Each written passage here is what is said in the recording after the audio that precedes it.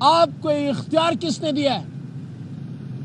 Form 45 کی حکومت constitution amendments بنائے گی، لے کے آئے گی۔ پہلے ہمارا مینڈیٹ جو ہے اس کا فیصلہ ہونا چاہیے۔ ہماری آئینی درخواست کانسٹیٹیوشنل پٹیشن سپریم کورٹ میں پڑی ہوئی ہے۔ پی ٹی آئی رہنما علی محمد خان اس وقت میڈیا سے بات کر رہے ہیں۔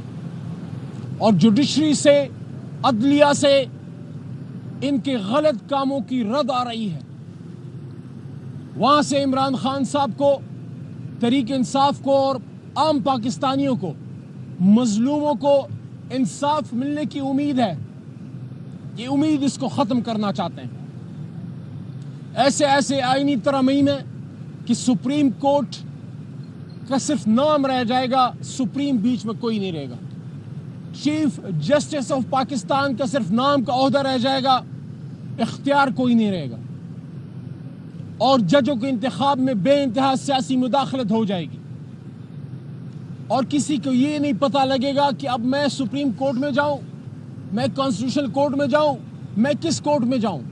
اور ایک سپریم کورٹ کے فیصلوں پہ عمل نہیں کر رہے، جب اس کے اختیار کو تقسیم کر لیں گے تو پھر کیا عمل کریں گے؟ ساتھ میں جس طرح کوئی ڈپٹی کمشنر، کوئی ڈی پی او، کوئی غلطی سے کوئی ایماندار آ جائے، وہ سٹینڈ لے لے، وہ سچی بات کر لے، اس کو بدلی کر دیتے ہیں، اس کو ٹرانسفر کر دیتے ہیں۔ تو ہائی کورٹس کے لیے ٹرانسفر کا جو قانون لانا چاہ رہے تھے کہ جو جج کھڑا ہو اس کو بدلی کرو۔ اسلام آباد میں اگر کوئی جج کھڑا ہو رہا ہے اس کو اٹھا کے پھینک دو کہیں چترال مترال میں، کسی ایسی جگہ، کسی ہائی کورٹ میں، کسی بینچ میں کہیں بھیج دو، مین ہوم سٹی میں بھی مت رکھو، کہیں ایسی جگہ بھیج دو جہاں اس کی خبر آپ کو 6 مہینے آتے ہی نہ رہے۔ اس کے ساتھ ساتھ ہمارے ممبران کو اغوا کیا گیا۔ کل آپ نے سعد اللہ بلوچ صاحب کی ویڈیو دیکھی ہوگی، آپ نے ہمارے ممبران کے بیان سنے ہوں گے۔ یہ کون سی آئینی ترامیم ہے کہ اس کے لیے آپ کو اپوزیشن بینچز کے ممبران کو، ان کی خواتین کو اٹھانا پڑ رہا ہے؟ اور یہ تو میں برملا کہتا ہوں کہ وہ نوکری جس میں آپ کو ایکسٹینشن کسی کی گھر کی خواتین کو اٹھوا کے ملے، اس نوکری سے بہتر تو موت ہے۔ اس سے تو بہتر ہے کہ انسان نوکری نہ کرے، موت آ جائے، لیکن انسان کی وجہ سے کسی کے گھر کی عزت جو ہے اس سرے بازار نیلام نہ ہو۔ یہ کس نظام کی طرف ہم چل رہے ہیں؟ یہ حکومت کیا کر رہی ہے؟ کیوں ایسا کیا گیا؟ یہ کانسٹیٹیوشن امینڈمنٹس جب پاس کرنے کی ناپاک جسارت کی جا رہی تھی، اس رات ہمارے ایم این ایز اغوا تھے، اور مت بھولے کہ اس سے 3 دن پہلے ہمارے 10 ایم این ایز کو پارلیمنٹ ہاؤس سے اغوا کیا گیا۔ ان حالات میں آپ کون سے آئینی ترامیم کر سکتے ہیں؟ اسی لیے تو میں ان کو غیر آئینی ترامیم کہتا ہوں، ان کانسٹیٹیوشنل امینڈمنٹس۔ اس کے لیے تحریک انصاف موجودہ حالات میں تیار نہیں ہے۔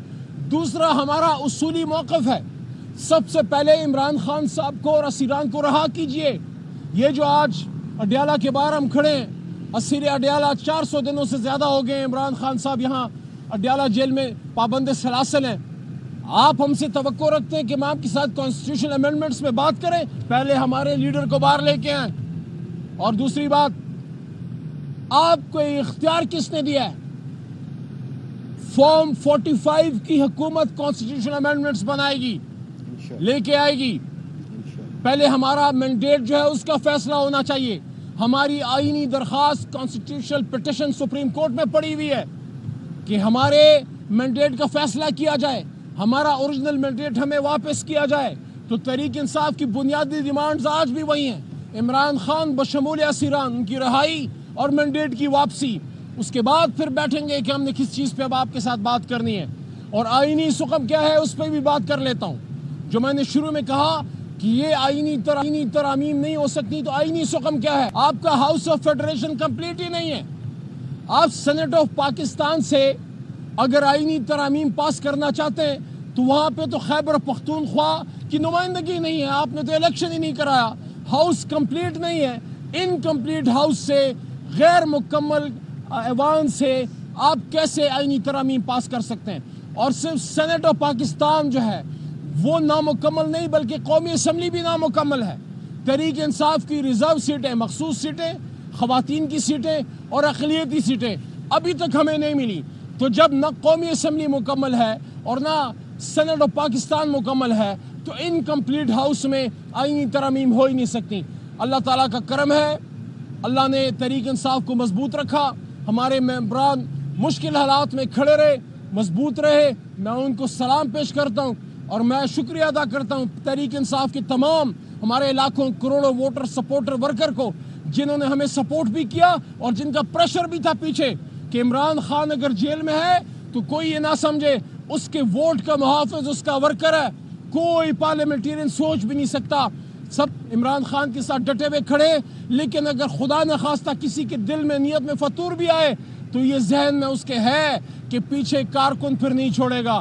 ہلکے میں کیسے جاؤں گا, ہلکے میں کس طرح واپس اپنے ڈیرے پہ جاؤں گا, کیونکہ یہ ووٹ تو عمران خان کی امانت تھی, یہ میرا ووٹ تو نہیں تھا. یہ تو کارکن گلی گلی کریا پھرا اور عمران خان کے نام پہ ووٹ لے کے آیا اور زید بکر عمر کو جتا کے پارلیمان میں بھیج دیا. یہ تو ہمارا ووٹ تھوڑی ہے. تو اس وجہ سے یہ جو پچھلا ہفتہ 10 دن گزرے میں سمجھتا ہوں امتحان کے تھے, لیکن اللہ نے ہمیں سرخرو کیا ہے. لیکن ہم نے آرام سے نہیں بیٹھنا, کیونکہ چور چوری سے جائے لیکن سینہ زوری سے بھی نہیں جاتا اور باقی کاموں سے بھی جائے وہ نہیں جاتا, ہیرا پھیری سے تو بالکل نہیں جاتا. تو یہ لوگ باز نہیں آئیں گے, یہ اپنی اس حرکت کی طرف دوبارہ آئیں گے. لیکن ہم نے بھی انشاءاللہ چست اور ہم نے بالکل بیدار رہنا ہے. اور یہ بھی بتا دیں کہ نون لیگ سے تو کوئی توقع نہیں تھی, لیکن پیپلز پارٹی کا کردار اس میں بڑا سوالیہ نشان ہے, خاص کر بلاول صاحب کا, جو بڑا کلیم کرتے ہیں کہ ان کے نانا نے آئین بنایا. افسوس کی بات ہے بلاول صاحب, آپ کے نانا نے پاکستانی پارلیمنٹیرینز کے ساتھ, مفتی محمود صاحب کے ساتھ یا ولی خان صاحب کے ساتھ یا اس وقت کی لیڈرشپ کے ساتھ مل کے آئین بنایا, اور ان کا نواسا رات کے اندھیرے میں اس آئین میں نقب زنی کر رہا تھا. کسی سے توقع نہیں تھی کہ پیپلز پارٹی جو ہے وہ ان کے ساتھ مل کے اس آئین کا حلیہ بگاڑنے کی یہ کوشش کرے گی. آپ ہمیں بتائیے بلاول صاحب, آپ کس طرح اپنے نانا ذوالفقار بھٹو کو فیس کریں گے اگر آپ یہ آئینی ترامیم پاس کروا دیتے؟ بہرحال ہمارے حوصلے بلند ہیں اور انشاءاللہ ہم اپنے آئین کی بھی حفاظت کریں گے, اپنی جوڈیشری کے ساتھ بھی مضبوط کھڑے ہیں. اور آپ دیکھ لیں گے انشاءاللہ یہ جو لاہور میں ہمارا جلسہ ہونے جا رہا ہے, لاہور میں جو ہمارے انشاءاللہ پاکستانی لاہوری اور پورے ملک سے پاکستانی آ رہے ہیں ایک پرامن جلسے کے لیے, انشاءاللہ وہاں آپ کو اس کے بارے میں مزید تفصیلی باتیں بھی ہم کریں گے. لیکن یہ دوبارہ کہنا چاہتے ہیں, لاہور کا جلسہ بھی ہمارا حق ہے اور یہ تحریک انصاف کا حق ہے کہ اس کا لیڈر باہر آئے اور اس کو اس کا مینڈیٹ واپس دیا جائے. اس طرح کی غیر آئینی ترامیم کر کے آپ نہ تو اپنے اقتدار کو دوام دے سکتے, نہ کسی شخص کو کسی عہدے پہ مزید آپ طوالت دے سکتے ہیں. اس کے لیے قوم تیار نہیں ہے اور نہ یہ کوئی کرنے والا کام ہے. آئین پاکستان کو اس طرح تباہ و برباد نہیں ہونے دیں گے, جوڈیشری کو اس طرح کمزور نہیں ہونے دیں گے. انشاءاللہ اپنی جوڈیشری کے ساتھ, اپنے آئین کے ساتھ پاکستان تحریک انصاف, ہمارا ہر ورکر, ہر ووٹر, ہر سپورٹر مضبوط کھڑا ہے.